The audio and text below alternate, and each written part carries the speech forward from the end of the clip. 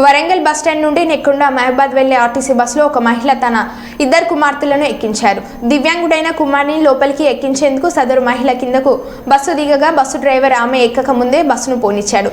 దీంతో ఆ మహిళ ఆటోలో బస్సు వద్దకు వచ్చి రోడ్డుపై బస్సుకు అడ్డంగా కూర్చొని నిరసన వ్యక్తం చేసింది.